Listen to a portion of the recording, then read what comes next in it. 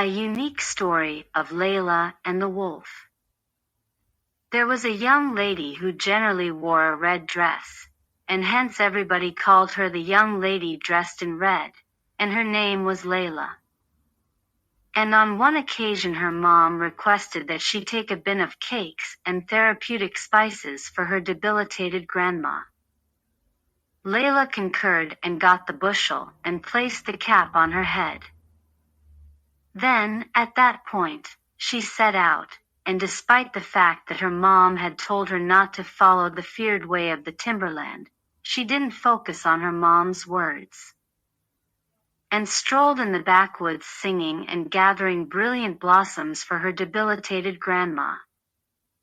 Unexpectedly she heard unusual commotions fighting against eminent lost the trees, and an enormous wolf was hopping before her.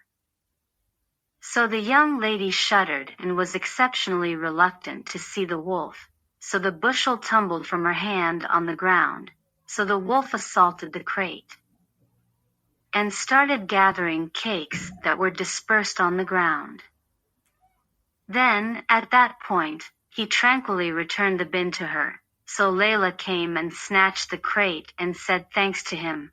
Then, at that point, the wolf asked her where she was going, and she let him know that she planned to visit her wiped-out grandma who inhabited the finish of the backwoods, and at that point the wolf and Leila heard a tracker's weapon close to them, and the wolf fled right away. Leila turned both ways until she knew her direction, however understood that she had become lost, so she plunked down crying, and the tracker heard the crying of the young lady dressed in red, and went towards her and asked her for what valid reason she was sitting alone in the risky timberland, and, surprisingly, told her that there was a wild wolf in the backwoods, attempting to chase him. At that point, Leila felt exceptionally grieved that she didn't pay attention to her mom's recommendation and wandered from her way, and let the tracker know that she planned to visit her wiped-out grandma, so the tracker accompanied her to her grandma's home.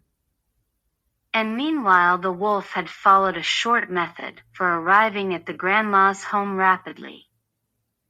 When the wolf showed up at the grandma's home, he thumped on the entryway and changed his voice, and let the grandma know that it was Leila, and she had brought her cake and therapeutic spices. So the grandma permitted him to enter, and sooner or later Leila showed up at the house, and the tracker got back to the woodland. Leila thumped on the entryway and heard a voice calling her to enter, yet Leila wavered a great deal, on the grounds that the voice she heard didn't look like her grandma's voice. However, she felt that her grandma's voice had changed in view of her disease, so Leila went into the house. The wolf had placed on her grandma's garments, glasses, and scarf and lay in her bed. The wolf shut the drapes with the goal that the room was dull and challenging to see. The wolf requested that Leila come near him, and Leila came, yet she saw that her grandma was changing her appearance from previously. Leila asked her for what reason her hands were long, so the grandma told her that she could embrace her well. Then, at that point, she asked her for what good reason her ears were so enormous. So the grandma advised her that this permitted her to hear them well, and Leila likewise saw that the grandma had become large eyes and sharp teeth.